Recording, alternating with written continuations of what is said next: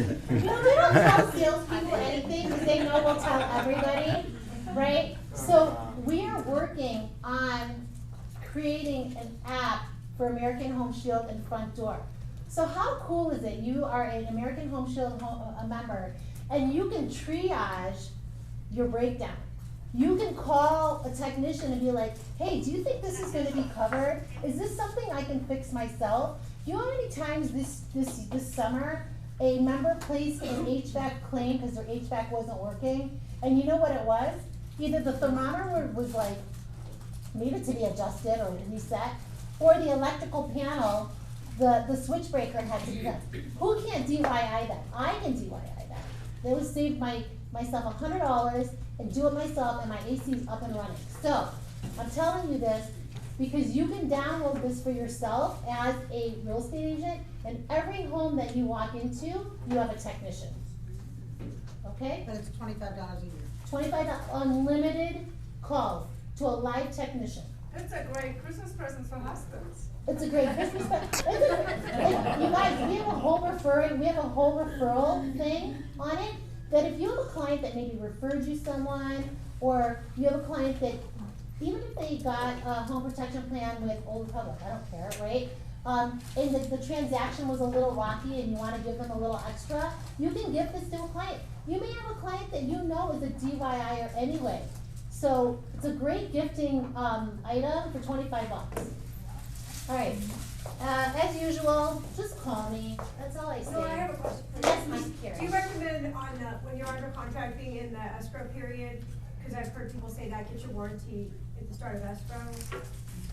It doesn't, for buyer, it doesn't matter, Okay. but for sellers, listing coverage, if I was an agent and I would just walked out of a listing appointment and I know I'm gonna put listing coverage, I would put it on that moment. I would text me and be like, hey, you have listing coverage for this property, here's the full property address, here's the seller's name, and activate it right away. You can do that for just the 1 month then, or? You for the can do, seller? for the seller's coverage, it's up to 6 months, it's the same cost. But they can do a 1 month block while they're in escrow? Yeah, so the idea is, you wanna cover the home, She never listens. especially on listing coverage, Okay. as soon as possible, because we don't know when stuff's gonna break, right? Sometimes you're working on setting the property up, you're doing some things to fix it up, put the home warranty on right away. That way you have it on before it goes on the market, during the time it goes on the market, once it goes into escrow, and then hopefully, the idea is the buyer, whoever the buyer is continuing that coverage. Okay. So why is it in the buyer's best interest to continue the coverage with American Home Shield? Because they don't get, tagged for the gap in coverage. Yes, Yeah. you guys, if we've warranted the property for 30 days, 35 days, 15 days, and there's no lapse in coverage when the buyer takes it over, they are less likely to get denied for pre-existing. But if you cover it for 30 days with American Home Shield, and then they go to Achosa or Old Republic, and something breaks that first week, it's gonna be a problem. I think so. Just out of curiosity, what's your yearly coverage, For what? just for the whole year?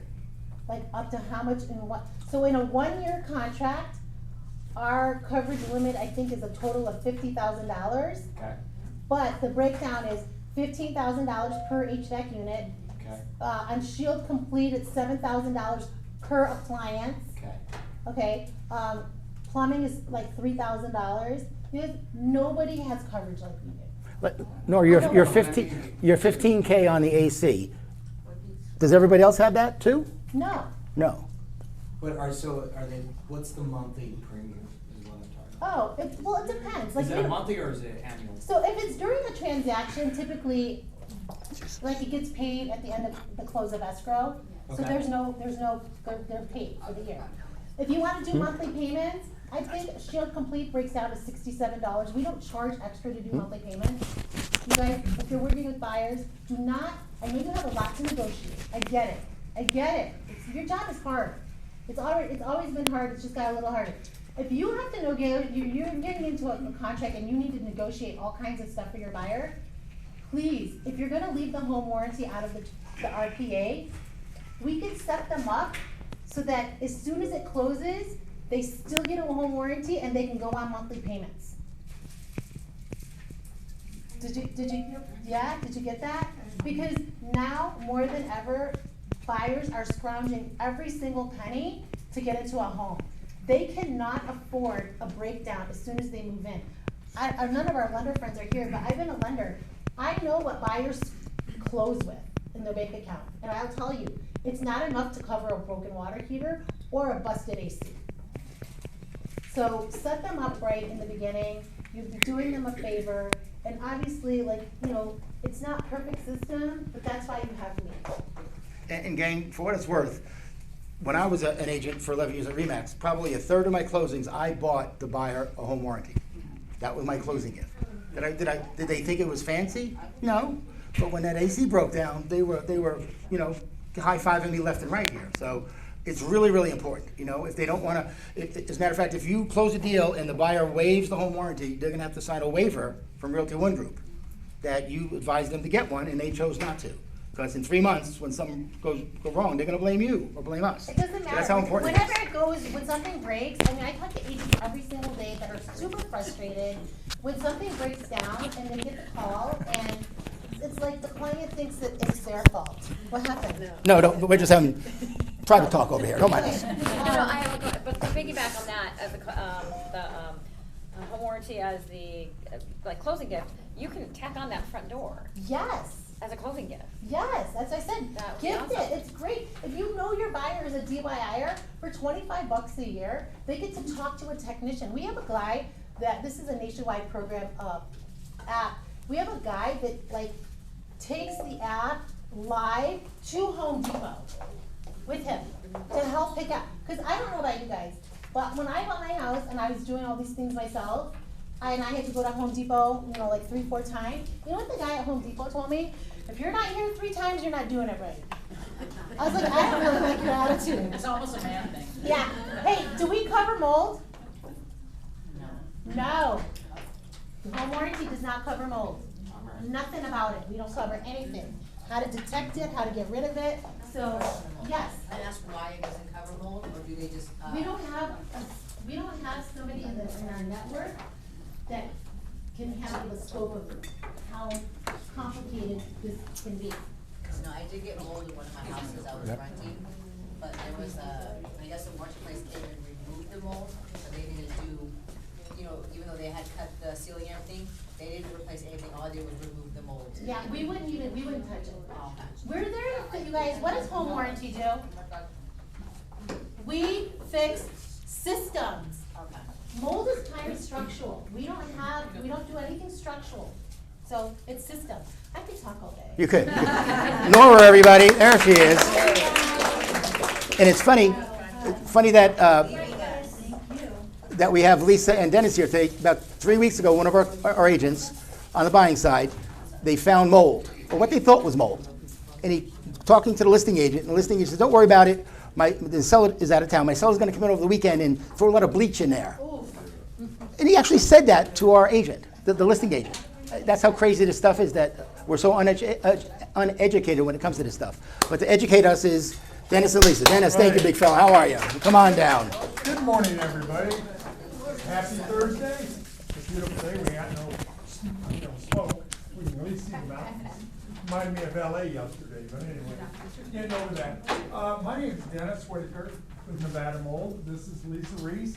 We're going to be explaining, educating you on about mold, how it grows, what to do about it.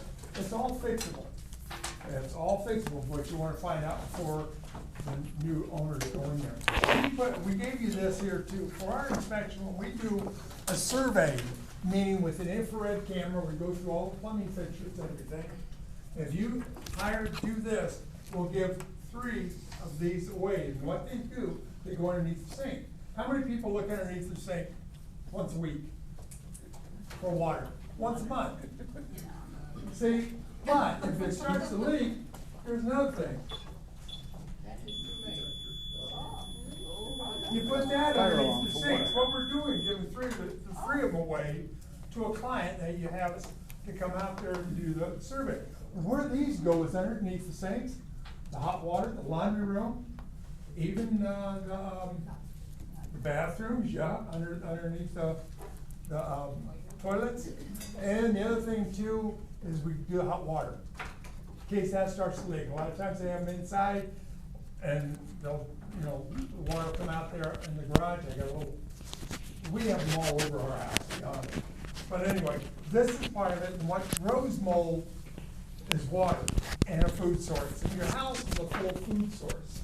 So any kind of water, any kind of thing underneath the sink makes a difference if you don't pay attention to it. Especially, how many people go on vacation and shut their water off to their house? We get phone calls from you guys all the time for that because that's when it starts leaking. Because you'll blow a line such as, well, let's say the refrigeration line, or at my house, we have a line that broke from the toilet. And we came back, whole house was flooded. But anyway, but you gotta do that, you know, the ankle stuff. But what you gotta do is like in the garage, there's a gate valve, just turn it off. But your sprinklers still should work, check that out. I helped out somebody else, we shut off the gate valve, everything shut off. And that's not right, so you gotta get a plumber question. This isn't linked to an app, is it? No, In other it's words, you not. have to be home. You have to be home, you wanna shut your water off when you're gone. Yeah, what can you do if you're 3 hours away? They call your neighbor, but then, Call somebody. but yeah, get a gate valve, and, because we have it right on top of a water softener. Every time we leave, go out of town over a weekend, we shut it off. That means we come back to a dry house. And all you gotta do is your hot water tank, put it on vacation, if you take off for a while. But anyway, these are very good, you can get these things on Amazon. And they last, you got a date on the bottom, we're giving, you know, 2 packages away of 3 of these today also. They have a date on the bottom, so you just gotta get it replaced. So, How long do they last? they last, I've been using this all year. I I mean, think they last really. more than a year. Yeah. They got small batteries. They got about 3 years. What is the battery? I'm just curious. That little bit, one of those little round I things? don't know because There they is no don't think battery, that- there's a battery that's not replaceable. Oh, No. okay. You gotta get on Amazon, they sell them in here too. What they call, Huh? what it's called? Flood. Alarm, flood alarm, Flood buzz, I guess. flood buzz, there you go. Yeah, because we got one in the back there. Yeah, this is flood buzz. Flood buzz. Flood Yeah, buzz. that's where we get them on Amazon. What we wanna do is protect you, not, it only takes how long for mold to grow? 24 to 48 hours. So if you clean it up in that short of time, you don't have to hose. That's the biggest thing, because the biggest thing what you don't wanna do is have a flood or have a water problem and look underneath the sink. We see it all the time. Well, I never look underneath the sink and it's just crawling up the wall. You pull out your dishwasher, it's crawling up the wall. But what we're trying to do is educate you, and if it smells funny in a home or like that, musty, give us a call.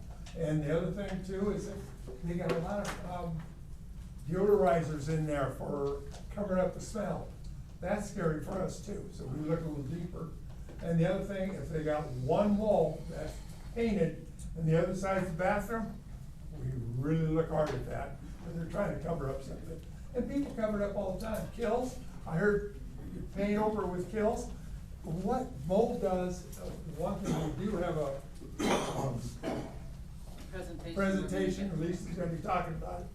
But mold will come back alive again. If we become dormant behind the walls and no water gets to it, it becomes dormant, no big deal.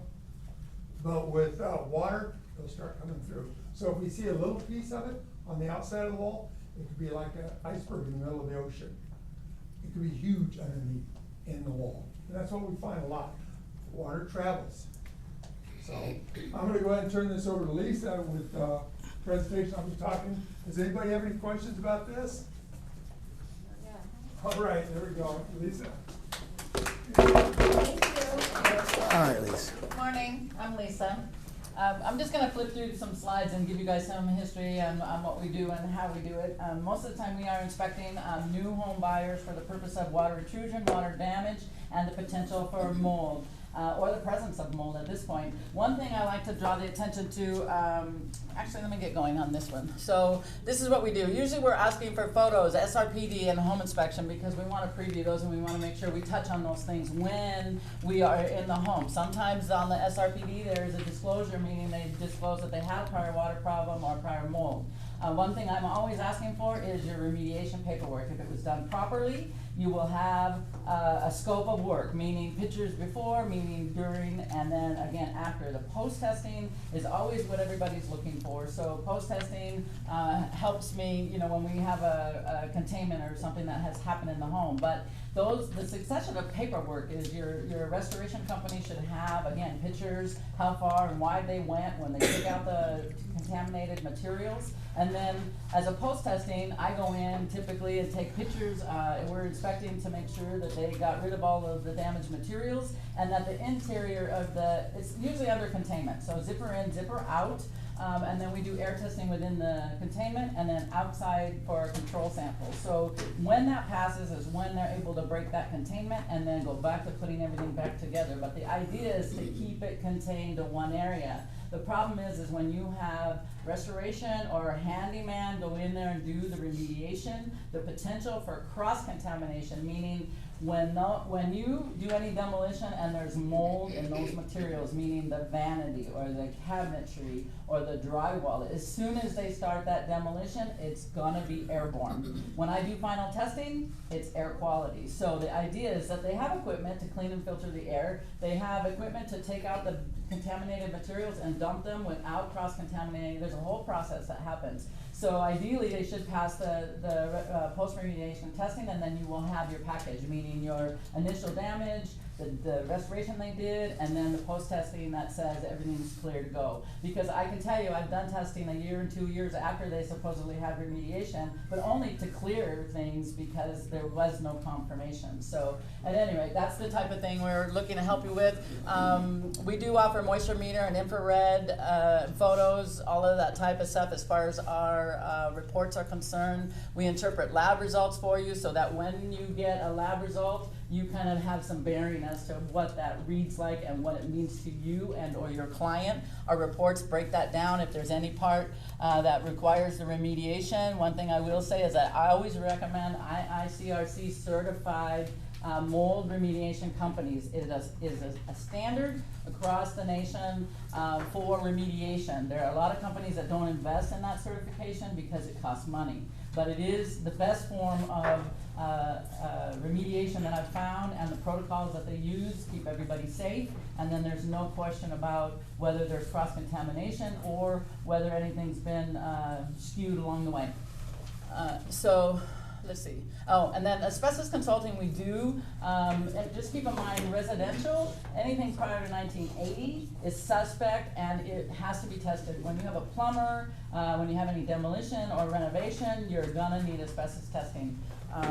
So, and that just depends. So on the anything prior to 1980, so whatever materials are left remaining, we're still gonna have to test them because nobody is supposed to be doing remediation or renovation without asbestos testing. Okay, so types of sampling we offer are air quality, so we're testing general air quality. We do a direct swab when we see something physical or visual. We do in-wall cavities when we see that patch and repair behind a toilet, or we see a patch and repair where we know there's a water source. We're gonna do an in-wall cavity. We draw a small hole, we we put a tube in there, and we take a sample of what's going on behind the wall so that we know without destroying things or demoing that we can get a valid sample.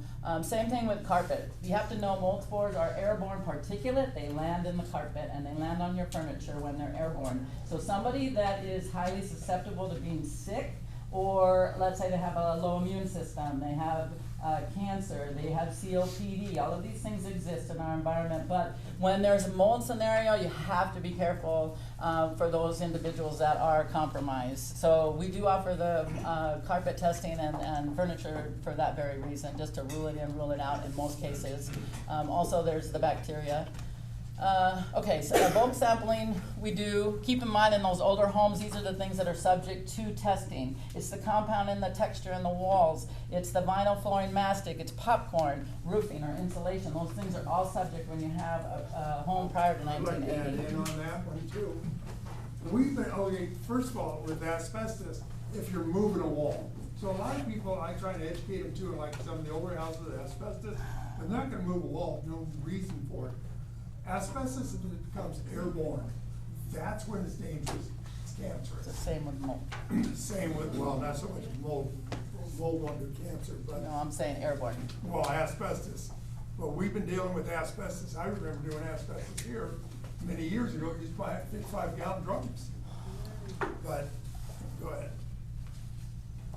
Okay, so when we inspect, we are specifically looking for some water damage. So at the lowest level, we're in your laundry room, we're in the closet, not the closets, but the water heater, laundry, kitchen, bathrooms. Those are the areas within the home that are gonna have your water problems. I know that we gave you our flyers. On there are some pretty gross and, I don't wanna say exaggerated, it's what we see. But most of the time, you're gonna see, like on the backside, we see baseboards that are stained because in Las Vegas, we have a lot of homes have water heaters in the garage that back to an interior wall. They back to a secondary bedroom, or they back to another bathroom, or they back to the living room. Either way, when that water, 30, 40, 50 gallons of water is going, it's gonna saturate those walls and intrude into the interior of the home. I can tell you that I've seen garages painted and the interior of the home with baseboards that where the water has intruded. So they did a portion of it to cover it up, but they didn't do it all because the baseboards tell the tale in most scenarios.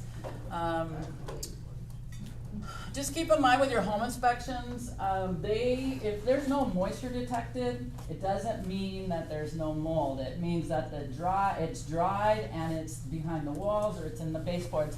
Now I did bring my prop with me because I try to make people understand. The baseboards and your door casings are gonna hide the water saturation and the mold that gets trapped in between. But the idea is that it doesn't just stay between the baseboard and the drywall. It actually has already saturated all of the wall. So if you look at this, mold is all the way up. So usually when there's a flood, you're gonna see the backside of it. You won't be seeing the backside, but keep in mind that the paint, the primer, and depending on how old that home is and how many coats of paint, it's keeping it at bay. This is what we see when we pull the baseboards. And typically I'm not pulling it off, I'm pulling it back so I can stick a swab in there because that's how I'm gonna validate that it's more than just what we see because of the paint. So just a visual for you guys because it is covered all the way up. And mold happens, like I said, it's gonna happen more on the interior side of the wall than it will on the exterior that you can visually see. So it's why we do what we do. And then Dennis mentioned, it doesn't go away. Mold never goes away, it just goes dormant. And so if it's in a water source area, it's gonna happen again. Bleach doesn't kill it. So this is just another example of lightly, we have baseboards that are stained. When we pull the baseboard, we see this. But this is actually the adjacent wall. So that happened behind the toilet. This is the adjacent wall into the bedroom. Of course, nobody wants to look at that. So, mold needs moisture to grow in the material. We talked about that. Different types of mold exist, whether they be allergenic or toxic. And usually the toxic mold, just so you know, the toxic mold that we see, it's meant to be happen over a longer period of time. Mold, when it first happens, like Dennis was saying, 24 to 48 hours, you typically don't see much in the way of growth. The idea is to get it dried out. Those are common locations: kitchen, bathroom, laundry. I'm just gonna pop through this. Yeah, your condensation line. So if it gets in a roof or it gets in your attic and steps on a condensation line, guess where it's gonna go, in the ceiling. So this is just another part of our inspection. This is a upstairs patio this is a primary bedroom where the patio goes out to the balcony, right? So what's happening is water's intruding around these door wells. You can see swelling and or saturation there, but this is what my subfloor and my tack strip looks like when we pull that. So we're always checking on those entry doors to see that in this case, the subfloor was significantly damaged. So that's a big deal. Like when you have a bathroom upstairs and that floor has been saturated, you have to consider the subfloor. It's why when you walk in those bathrooms and the floor is wonky, it's because it was probably saturated at one time. They to replace the subfloor, they just put tile over top of it, or they put vinyl, whatever that is. So those are the types of things that we're looking for, is that intrusion, because sometimes, you have to remember the construction in Las Vegas, sometimes it's faulty construction or defective in the sense that some of those patios slope in the wrong way. They're not meant to, they weren't designed right. And in fact, like Lake Las Vegas is a prime example. There's a bunch of condos out there that all of the patios face, they lean the wrong way, and they come into the primary bedroom, which is a closet, and then nobody looks in their closet because there's shoes and there's boxes. Nobody sees that. When they get ready to move and they pull that stuff out of there is when we typically see it. Okay, so moving on. Again, the door casing is not, even though your inspector may have noted this, it's dry now, they don't care, they're moving on. What I will say is, look at the saturation level. This is approximately 2 inches here, but maybe 4 on the other side. And then you've got baseboards and tack strip and all that are involved in that type of thing. Actually, this is one that Dennis did. We want to talk about the homes in Las Vegas don't have a lot of gutters or water diversion for the water when it's coming off of that roof, and when we have these extreme rains. Yeah, the bottom of that door, these doors aren't waterproof, and the windows aren't waterproof. What it is, 2 different, if you got a stucco house, you got a window frame, it needs caulking, 2 different substrates. That's where we see a lot of the problems. That's what's going on with a lot of these doors. Without gutter, they don't put eaves on there anymore. It's really just rolls down the walls, the water vents. So this is a typical, what we typically see is when you take on water in those bases of the kitchen or in the bathroom vanities, it's gonna sway. When you see the separation at the seams and the side panels, we got a problem. Just like here, we can see black all along that back wall. And that's part of the problem with some of these kitchen cabinets and bathroom counters, bathroom cabinets, is they're self-encased. So you're not seeing the drywall. You're only seeing the damage to the cabinet, so everybody thinks, just put a new base in there and call it a day. That's not necessarily true or what's gonna happen. And here's the problem. People buy houses all the time, and our houses are getting older. Las Vegas, for the most part, is fairly new. So then when you look at these homes and you know that have poor maintenance or people have not taken care of the property, you have to look a little deeper. And the main thing is that people put a lot of paint and cover up. So then somebody buys that thinking they're in good shape, but now they want to maybe replace that vanity, or maybe they want new kitchen cabinets. So guess what happens? 2 years, 3 years down the line, they pull those out, and now they've got mold, and guess who they're going to call?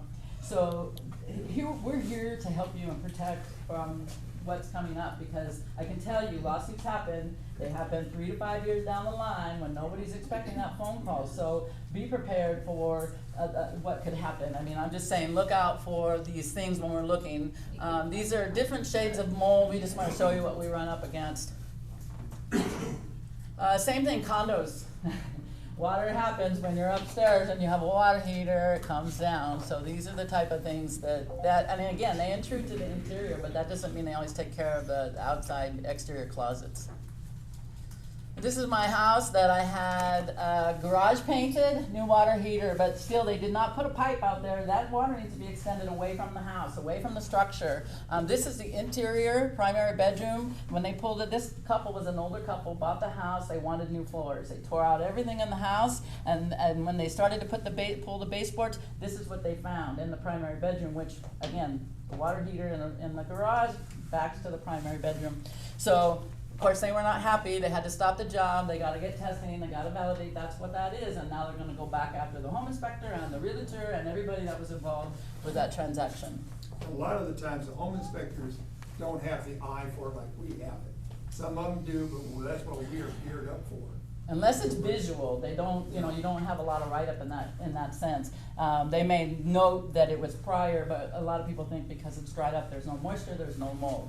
So I can tell you, this is a refrigerator line that leaked. This is a closet on the adjacent wall that, again, your closets probably only have one coat of paint. So it's going to shine through a little bit quicker. But this was a closet that was under stairs as well. So again, storage was in there. Nobody saw this. And they figured, well, I don't see anything there. Although the drywall is puckered and it's, deteriorating from that much saturation over Lisa, time. how long does it take to get that way on the picture on the right? Just It could be a day, a week, a month, a It year? could be a week. That it quick? could be a month. Really? Well, and mostly because it's fighting to come through the paint. Like I said, this is a closet where it probably only had one quick coat of paint. Right. Nobody paid any attention. So it's gonna come to the surface a little bit quicker, whereas this is the same, this is where the water generated Right, there's from, nothing there. right? So you're not seeing it there, that paint just bubbles. And so that's what we're looking at, is the deterioration of the materials, what the paint looks like, what the baseboards look like, because again, you have expansion and contraction when we talk about water saturation. And if you wipe that down, you still have it on the backside. Yeah, many It people will start wipe coming things through down. again. Many people wipe things down. So mold is I mean, bleach is a myth because you're only affecting the surface. You're not taking consideration of the whole thing, which, like when I was showing this drywall, it was saturated all the way through. It's the only way the mold grew on the backside. So again, now your materials are not to the original integrity. What do you guys charge to come out? So we have a minimum, like $225 inspection fee, but everything else goes by square footage. If we are looking at 5,000 square foot and not 2,200, our $225 usually goes up to about 2,500 square feet in order to do a full inspection, meaning, like I said, all your water sources, but we started at $225. Lisa, let me ask you a question. So, an example, I'm a buyer's agent, and my Phil at Win Inspection thinks there might be mold. Is that when I call you? Yes. Are you remediating it? Are you fixing it? No. No. You're not that is- person. And just so you know, that's a total conflict of interest. There are a couple companies in town that will come out for free, but when they walk out the door, Right. you have a bill for $2,000. Okay, so we call you when we have an inkling from our inspector there could be mold. Right, but That's you're when we also call you. looking, you just have to keep in mind with your inspectors that they're not always looking for that water damage. And again, if it's not active moisture, then they're really not calling it out because Right. they're not sure, they're not I'm with gonna you. be in that position. But Okay. if you have any prior notice or visual that you. So you come out in the beginning when we suspect Right. there's mold. When you're doing a home inspection, I'm usually doing mold Got it. inspection. Okay. So that's Okay. when we're out there, yes. Do you have a minimum, like a 3, for air sample, like a minimum 3 air sample cost outside and 2 inside? It all depends on the square footage. Our samples can only go to 8 to 1,000 square feet. Okay, so it's like a 4,200 square foot house. So, yeah, you're gonna need 4 on the inside 4 air samples. and 1 outside. That's For a what it says, controlled it's experiment. right, and it's like $500 for 4 air samples. Yeah, it can get expensive when you're doing that many samples, but the idea is, this is what I will tell you about air quality, interior, and most of the time, like I said before, about air quality and particulate, is the most of the time we see mold within the home is because somebody did some demolition that wasn't properly contained. They wanted to fix the problem, they wanted to get rid of it, they wanted to get rid of the damaged materials, but they don't understand the process. So they tear out everything and now it's just cross-contaminated. When I go in there and I can't see anything visual because they did the work, I am doing air quality. Now air quality, once it hits the air, now you have to look at cleaning carpet, cleaning HVAC. It's the only way to clean the interior or create a better indoor air quality. So that's my secondary question on that, because like I have an SRPD right here, and Uh-huh. when my client got to the 5th item, on the additional term, never had any mold, no one said there was any mold, but, Right. the sink leaked, and, upstairs tub leaked, Right. and this toilet leaked upstairs, and the condenser got plugged and it leaked. So have you had any mold? No, I've had no mold. He says, well, the HVAC people, because they're not gonna say they're mold because they're not licensed inspector, and then they're not gonna say they're mold because then they wanna get remediation. It's that 4-letter word, nobody wants that. Exactly, so, like my people, and it's a perfect example, I said, did anyone say there was mold? No one said there was mold whatsoever, it's perfectly fine. I says, not at all, so you had the condenser, it leaked, it cost $15,000 to do all the work. No one said it was mold whatsoever. He said, they did say something was growing. I said, so we gotta put that on the SRPD, something was growing, it could have been algae, it could have been anything, but we gotta put it there. And then I asked the kicker, because then these insurance companies, I've been licensed 33 years, I've been in 3 brutal mold lawsuits, brutal. They are They get you in a brutal. lawsuit for mold, it goes on and on, all of a sudden, everyone in the family has a immune respiratory, deficiency, yes. Yes. brutal. So they, so I put in here also, so I'm like, well, great, just give me your clearance letter. Well, they're not gonna give you a clearance because there was never any mold. Right. And then I'm like, well, me, and just because of my experience, I always get a clearance, regardless, I just pay and I get it and I put it in my file. Yeah. So this one right here, I'm dealing with is, cause, they look on that back page, water damage, there's never any mold. And the seller is great, it's like, it was perfectly fine, it cost us $50,000, they have all the stuff for it. Right. And they noticed that Right. everything was done, I says, well, you have a clearance, did you get a clearance? No, I says, well, it may behoove you right now, since we have this RPD to file a clearance letter from us, say, well, we don't, why would we wanna do this, this was 3 years ago, that's fine. And I know, I mean, in the home improvement inspection, it's fine. But then that secondary question comes up, which you hate, they go, well, if we do one, and what if they find it, well, then, in the air. Yeah, I mean, yeah. you know. Well, and I will tell you, a lot of people don't know that portion of it. They only know how to do the demolition, and if they don't do any testing, which there are a lot of companies that don't even offer testing. If you didn't know and you weren't savvy enough to have a prior experience and or somebody was sick in your family, and so you have some knowledge about mold contamination, then it's one of those things. After you've been in one of these lawsuits, you almost wanna put. True, and I deal with people. You wanna put buyer, you wanna put like buyer to conduct any and all mold tests. You wanna almost do the buyer's agent's job, because once you get into it. Right. And you know better, that's good, I'm glad to hear that. It's the people that haven't had the experience or the exposure to anything that's happened behind mold. And again, what I will say is there's a lot of people that are susceptible to getting sick, like they're highly allergic. So mold is like an allergy reaction when you are exposed. I do not have any allergy to mold, so I don't react. But Dennis can walk in a room that's been recently done and there's cross-contamination, and he will have trouble catching a breath. He will have trouble overall with his respiratory. He's like, I gotta get out of here, I gotta get some fresh air, or I gotta go get my respirator. So it's that effective when it happens to somebody that's allergic to it. Now consider, we never know who's gonna live in the property. If you have a baby, if you have a senior, if you have a cancer survivor, if you have somebody that has COPD or asthma, and they are highly affected with mold, it's gonna be a problem. I have seen people, I get the calls. I wake up with welts on my face, they send me pictures, they're itchy, scratchy, they're coughing, they're wheezing. It's because of that reaction to the mold. So again, when you're moving into a new property and you don't know what's going on there, it just makes sense to do some further investigation, especially when you know the maintenance of the home, or it was a rental property, or people just don't live up to a certain standard, and you can see that in the carpet or in the home itself. You've got to be aware, looking at those lowest levels, baseboards, vanities, the materials that happen.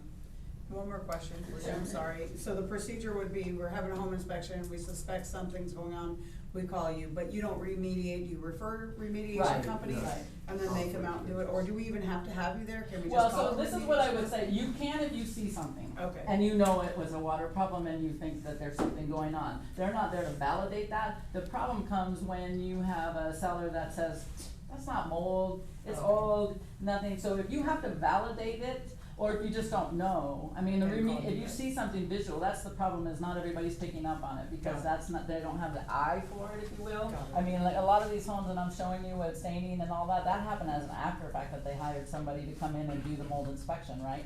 So it wasn't, or the home inspector may have referred them. I mean, we have quite a few people in the field that we know as far as home inspection. So it happens that they see something and they say, check it out. But I can tell you that, you know, the remediation companies are there to give you your estimates and make sure you understand that. Just not all of them provide testing or offer it or encourage it, because sometimes they can't not pass the test. So it's one of those things. Again, IICRC is a credential that I stand behind as far as the remediation companies that we deal with, because of the results and the ability to get through the job and do it the right way and be done and not cause extra confusion and time and money. Because I can tell you, when they fail, now you have to go back and do X, Y, and Z in order to retest and get your clearance, because that's what everybody wants. They want to know it's safe in that home. So Lisa, sorry, real quick, so it's basically, you guys come, if we suspect something, you guys come out, say, yep, this is whatever, that we did test, we found it, now we call a remediation company, they fix it, then we call you guys back out to give us clearance. Right, and most of the time, the remediation companies that we deal with, they will give me a heads up, like, I'm gonna get that back, because obviously I referred that, and we wanna make sure that everything came to fruition and everything came out the way it's supposed to. But at the end of the day, the remediation company will, the last thing they do is like a final clean, and they're setting their air scrubber to final clean for 24 to 48 hours. That air scrubber's running. Air scrubber is meant it to clean and filter the air. It has like 2 HEPA filters in there, and it's running. So it's pushing negative air pressure. It's got air coming and going, and it's cleaning and filtering the air. And so when they know that 24 hours is gonna be up, they'll send me a heads up, like tomorrow, this will be ready by 3 o'clock today, and if I can get there today, I will, and if not, it'll be first thing in the morning. So it's one of those things, I go in right after they're ready to go. And I will tell you that some of them even lock down their containments because they don't want the tenants, or they don't want the owners going in there to cross-contaminate or mess up whatever they've already done, so. Question. Sure. I think this is more for you guys. What about if the inspection shows that there's possible mold, or there was, and the client doesn't want to perform anything? Is there, Oh, we got forms for We that. got disclosures Oh, yeah, for that. we got forms for that. The other thing too, we can't even say it's mold. Nobody, no inspector should ever write down mold at all. Get rid of the M word. It looks like a fungi substance, black substance. We only can say it when we get it back. When we validate. Yeah, otherwise it's a fungi-like substance. So gang, I think this is a typical scenario. Tell me if I got this right. I'm the buyer's agent. Yeah. Joanne's my buyer. We do the home inspection, and it comes back with potential mold or fungal substance. And I call the seller's agent, Wendy. Hey, Wendy, what about this thing? And Wendy goes, there's no mold in there. What are you talking about? Now it's up to me and my buyer to hire you to actually validate if there is or is not any mold. Right. Correct? That's Okay. typically how that Right, how it works? Okay. Yep, because a lot of times, like I said, they've done something, they've seen it, maybe Right. they covered it up, Exactly, maybe they yeah. painted on it. And so, yes, that's what Okay. we wanna do. I'm sorry, you had a question back there? What's the turnaround time on the air quality test? It's usually 24 to 48 hours. Most of the time it's next day, but if there's a delay in the lab or they're backed up for some reason, we may get that the next morning. And do you do radon or just mold? Mold and asbestos is what we do. Okay, Yeah, thank yeah, you. yeah. Radon. Sorry.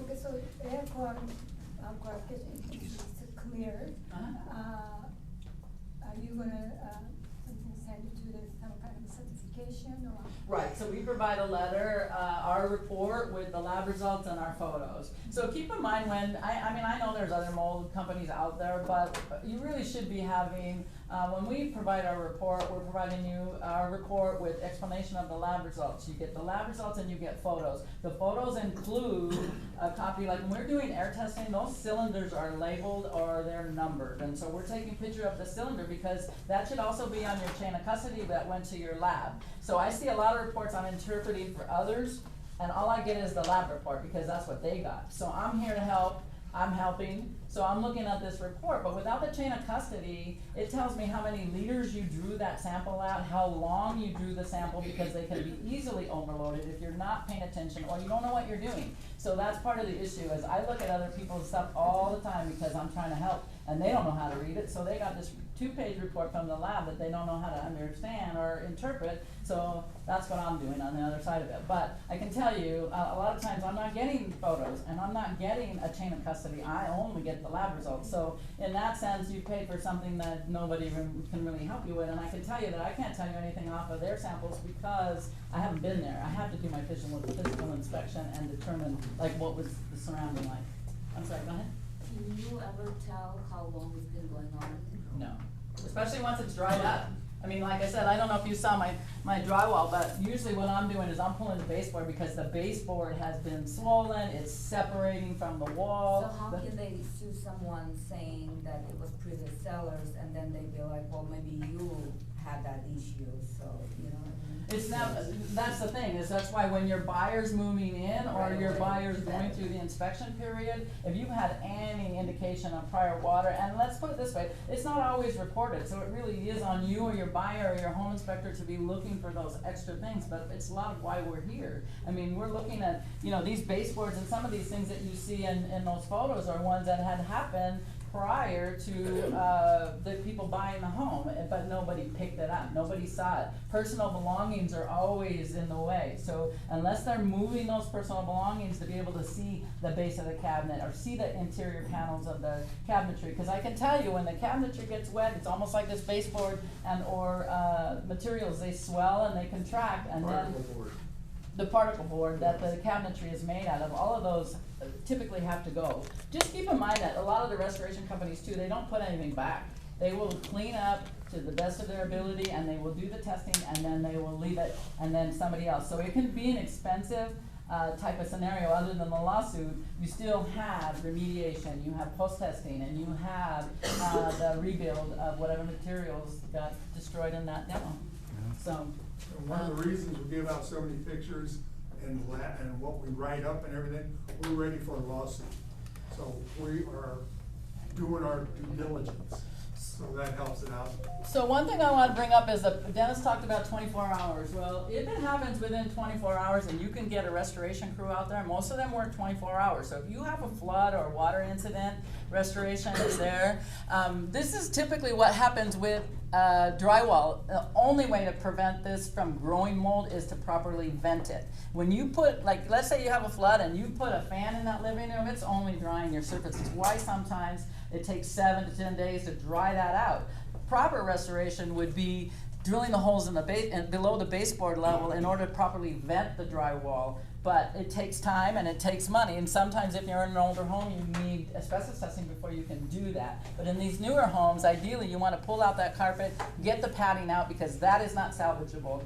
Carpet padding is not salvageable. They have to trash it, and then they drill holes in the wall in order to properly vent them. Then they put the dehumidifiers and the fans in there in order to start drying the drywall. And that's a shorter process than if you just set up fans and leave it for 7 days. Those people that do that are charging you by the day. Not only are they doing that, but you're also paying your power bill that these fans are running 24/7 until they determine it's dried out. So again, keep an eye on who you're using, what you're doing with that. But that's the only way to prevent like your walls from saturating and growing mold behind the wall. How do we look on time? Soon. Okay, so we have a lot to cover. So this is what proper remediation looks like. When I talk about zipper in, zipper out, I want to see it all the way. It's got to be tight. It's got to be zipper in and zipper out. Otherwise, you have the potential for the cross-contamination. And then inside the containment is something like this. They're going to tape off any walls, windows, cabinets. They want to make sure that they're not, our testing is not subject to something else in that, in that environment or in the cabinets or anything like that. When we go in there, it's got to look like a hospital. It's all wiped down. It's all cleaned up. Okay, and then just your third-party validation. Just know that the same company cannot do both. It is a conflict of interest to do remediation and air testing or any type of validation for mold. And then just, this is my last slide, I believe. Yeah, the last slide I just want to show you, because these are things that got missed by our inspector, right? It's under the cabinet, it's low enough. Here, you don't see it as much, but I see cabinet separating. The toilet and the vanity are the only two water sources there, so it had to have happened. But what I'm saying is that things get missed. They don't always get caught by your home inspectors. They're looking for other things besides water damage, especially when it's extensive. One other thing, we've been doing this for over 20 years.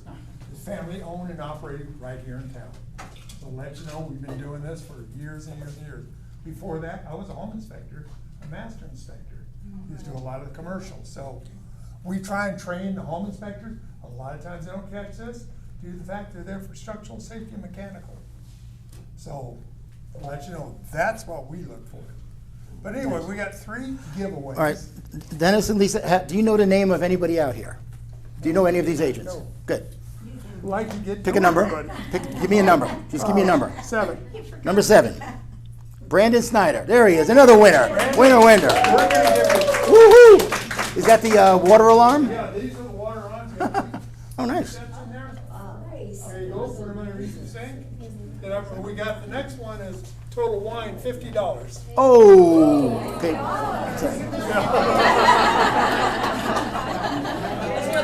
on. Yeah, I know. All right, somewhere in here where there's a name. Okay, give me the number 12.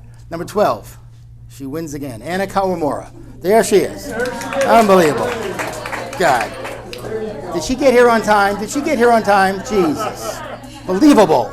And we have one more of these. 3 in a pack. Pick another number. Give me the 2. Number 2. Where is she? She left. Oh, no, you're here. I thought you left. Carrie Meyer, everybody. Okay. Woohoo.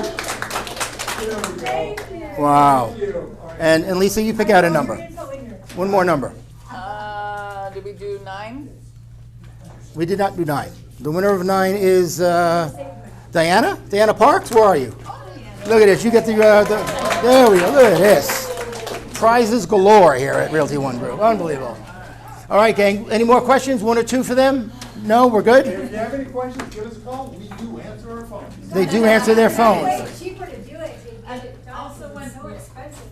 Also, when you're on site, if you ever have a question, take a picture, call me, text me. I'm happy to look at any of that, kind of discuss what's happening and where we go from there. I'm happy to help. Home inspections, just keep in mind, most insurances don't cover mold, they cover water damage. If there was never a water main file, the chances are they're not gonna cover mold if they cover it. Thank you, gang. All right, guys, we got a few more minutes. If you gotta go, you gotta go. But where is she? Come on, Maria. Come on down. I think I buzzed by you. Yeah. What do I do here? Clicker master. Jesus, what am I doing here? I don't know what Christ. you're doing. Susie. It's got to be on here somewhere, right?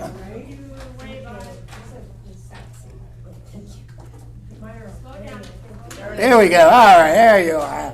Come on, what do you got? What are you going to talk about? This again? Yeah, so we're just Yeah. gonna make sure that you guys know, those are the rules on the BBRA. Anything prior to August 1st, you don't need it. Anything after that, you need it. So you have to have it, right? And I just today, as during the meeting, I'm doing Sky Slope for you guys. I'm signing Sky Slope, and 2 BBRAs came over with 0 for the agent. Oh, no. And then they put somewhere in the agent remarks, selling agent to pay buyer's comp of 3%. Is that okay? No. How many times do we have to say this? No. And there was one for a rental. I won't say who it was, but they're not in the room. They put 0, but in agent, additional terms, property management company to pay buyer's agent $400. You can't do that. You got to put it in section 3, okay? So if I sign that, if I didn't read it, that agent gets nothing. Okay? So be careful when you fill these forms out. And And so if you have either one of them, the rental or the BBRA, that you're working with a client but you don't have property yet, just email them to me so that I can get Tim's signature and then you can have it in your file. And then you hold it there until you open your Sky Slope file, okay? And then the other thing is don't forget, we're getting a lot of closings that have no files open. Remember, we have a 72-hour rule. So it's 72 hours from the listing, the commencement date of the listing, and 72 hours from the acceptance date on an RPA. You have to have that Sky Slope file open and your core documents in there.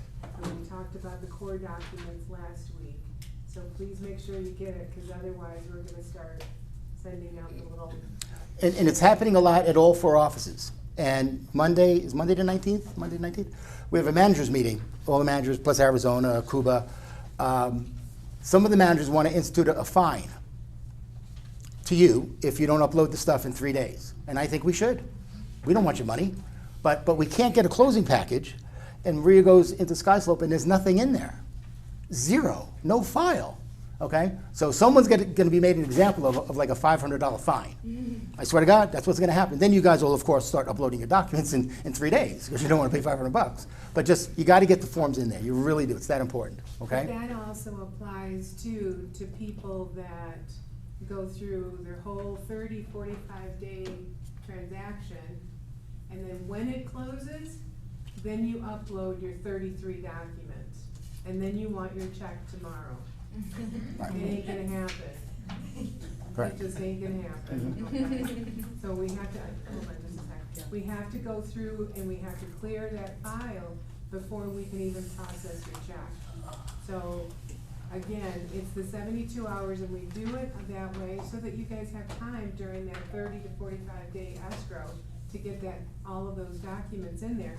And then if there's any hiccups, because you missed an initial, you missed a date or something, you have time to do it. You know, if we flag you and the file is closed and you want your check tomorrow, but you have to get a signature from the seller and you're the buyer's agent, well, that's gonna take a while. Okay, yes. Are you staying today for Sky Slope? Because I have no idea how to upload a Sky Slope. I've tried, I cannot figure it out. I don't know if it's something I'm doing wrong or maybe I'm in the wrong spot. And the other part of that is, the mentees don't have to Sky Slope in their direct first 3 transactions, okay? Because I'm still trying to figure all that out, so. Yeah, so that's the whole key to the mentee, you know, to the degree, is that when you get a file, send it to me, I'll open it up and we'll walk through it from that point. Okay. You know, instead of like an actual class, as a class and you don't have anything to open up, it's kind of like, Yeah, you don't you know, yeah. don't have any idea. I did the BBRA over the weekend, I sent you, so if we open that up today. If you have it in escrow, Oh, I see, so you can't even open SkySlope until you're in escrow? yeah, Yeah. So that doesn't, how does that get the documents in there within 72 hours, makes sense? because you have a purchase agreement or a listing agreement, and it goes from your acceptance date on your purchase agreement, Okay. there's where your 72 hours starts. So just because you got the BBRA and you guys are still looking for property, Okay. that. So I don't open SkySlope until we're No. actually. Okay, that's why I just said earlier, you know, when you have the rentals or you have the BBRAs, you email them to me, get them signed, and I email them back, and you hold them Okay, I got it. until you Okay. get an escrow. But to Joanne's point, SkySlope is working on nationwide a button that you can upload your BBRA within 3 days, because that will be a new rule. Just like you have to upload everything else within 3 days, if you get a BBRA, you have to upload that in 3 days. SkySlope just doesn't have that set up yet with their system nationwide. They're working on it, so hopefully soon. Okay, and then the last thing is, does everybody know the difference between a WC withdrawal and a WU withdrawal? Because we're having a lot of listings that you have them already in the system, and they've been in there 60, 90, 120 days, and now you want to withdraw them to set it up as new.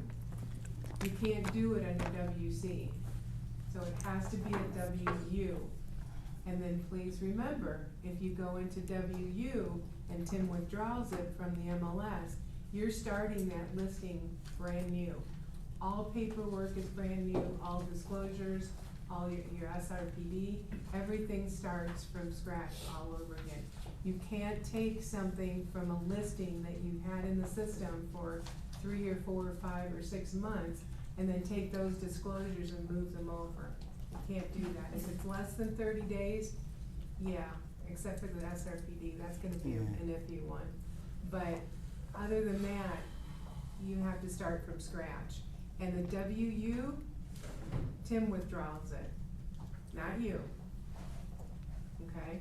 The WC, you withdraw it. And the WC will stay in the MLS as a WC until your listing agreement expiration date comes to fruition, and then it withdraws from that. WU, he withdraw.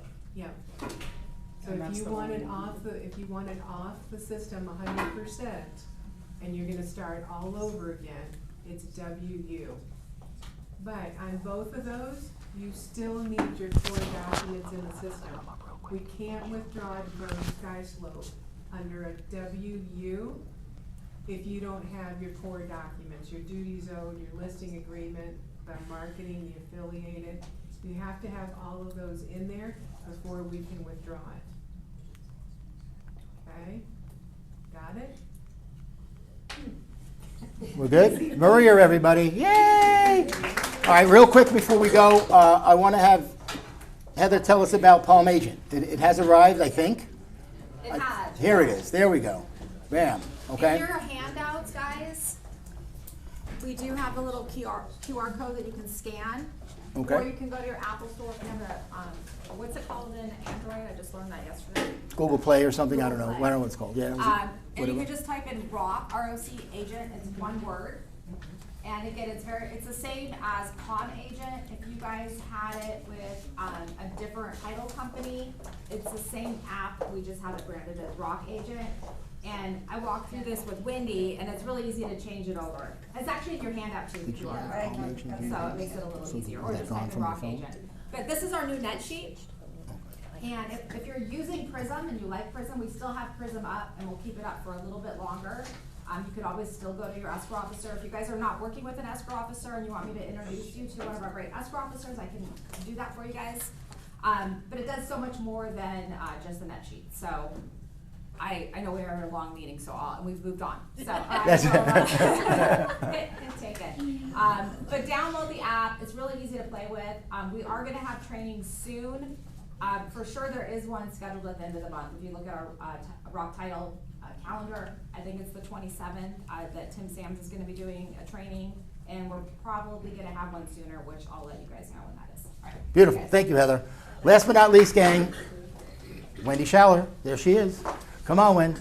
Close it out, baby. It's in your handout, guys. It's just realtor resources. I think we forget where you can go to get all the resources, because we'll get called, how do I have somebody sign something, offensive sign? It's not our job to teach you transaction desk, offensive sign, all of that. They have the resources. So read through this, but just so you know, we have onboarding the first Wednesday of every month, and we bounce between here and the Northwest office. So if you need onboarding, is to learn about Realty One, you're new to the company, whether you're a brand new agent or just switching from another company, that's something that you want to go to. And I think we're moving onboarding, Tim, to Zoom. Yes, they're all on Zoom. All on Zoom, yeah. Rock One Suite training is every Monday with Justin. Rock One Orientation is every Thursday with Justin. Those are both Zoom. We have Tech Thursdays with Maria. This month it's every other month, so watch that calendar. One will be Transaction Desk and one will be SkySlope. Those are the only times we really teach it in here. SkySlope, you can, there's videos and things like that, so you're going to see in here. We have Wednesdays workshops. It's every Wednesday at 11. It's in the Summerlin office. The LVR computer lab for the MLS. People will call me all the time and say, how do I do this in the MLS? Guys, I know I've been an agent for 20 years, but there's only certain things I've used the MLS for, so I'm not going to train you fully on the MLS. You can go down to the LVR, that's what you're paying for. They'll give you all the free classes down there. But they have matrix training at 9 to 11 and 1 to 3 on Mondays and Fridays. There's unlimited amounts of resources to go learn these systems. Then if you go into Matrix, there are videos. You're going to click on your name, help, and then Matrix training videos on everything in Matrix if you don't want to go down to the LVR. Transaction Desk, I put the phone number in there. They're open 24 hours. So if you want to learn, just call that number and they'll teach you how to authentic sign and whatever you got to do. There's also Transaction Desk videos. You're going to click on your face, settings, and support. All videos will teach you how to use Transaction Desk if you don't want to call the number. Let's see, Matrix Learning Lab on One Home. When you log into the MLS, you're going to have the daily notes or whatever they call it. Message of the day. Message of the day. Read it. We all get used to ignore, or I'll read later. But sometimes they'll tell you some really great classes that they're holding, so you really do need to read that. And then Rock University we have, if you go into our back office of Zone, there's a little tab that says One University. There's 3,000 different modules of things you guys can train on, where you can do it from home, and there's videos. They'll bring videos and PDFs on anything, open houses and NAR rules and all that stuff. So Rock VIP, all access, you're gonna go to that, and they have tons of training videos on there as well.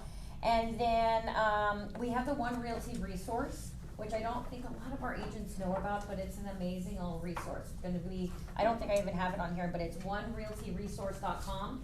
And the password is unbrokerage, capital U, capital N. And when you go there, it's every document you need for your transaction, every page of that document, it's a video. So if you don't know how to fill out page 2 of the RPA, you're gonna click on page 2 and a video is gonna pop up and it's gonna read line by line everything on page 2 and how you properly fill that page out. So, I mean, utilize that when you're doing your documents, and then if you still don't get it, then call us. But you guys are independent contractors, we're here to give you the resources, but if you don't use them, you get used to just calling us, you're never gonna learn it. So we kind of encourage you to do this first, and then if you still are having issues, call us. We're here all the time, but it's not that we don't want to help you, we just want you to know about all the resources. So that's all I have. Bada bing. Alrighty, gang. Hey, one last thing. Anybody have a new listing they want to tell us about? Any new listings or a listing that, Amelia? Yeah. You got one? There is a 1-bed, 1-bath at Jewel, which is high-rise downtown. Seller's super motivated. We just dropped it to $294,900. We're the lowest price per square foot. One really cool thing about Jewel is you can advertise on Airbnb. It has to be a minimum of 30 days. In my experience, there's been a lot of like traveling nurses that will rent for 30 plus days. The majority of the high rises require a 6-month minimum. Jewel requires a 30-day minimum. So if you're looking for not the true it's not a short-term rental, but you can do month to month. And how big is the 1 bedroom? How many square feet? 800, wow. 850. No kidding, How much okay. is it? 290 something. What's the HOA? 294, 711. Yeah, we don't want to go there. See, you had to bring that up, huh? See, you got to go there with the friggin' HOA. Yeah? No, kidding. But it covers everything. No, it's good. Compared to Turnberry and the others, it's cheap. Some are Yeah, $1,500. I know. I'm with you. Yeah, yeah. So 7's not that bad. Okay. And we're going so well, you know. Pay cash for it, you can afford it. Anything else, gang? We're good? You sure? All right, move on. Go make some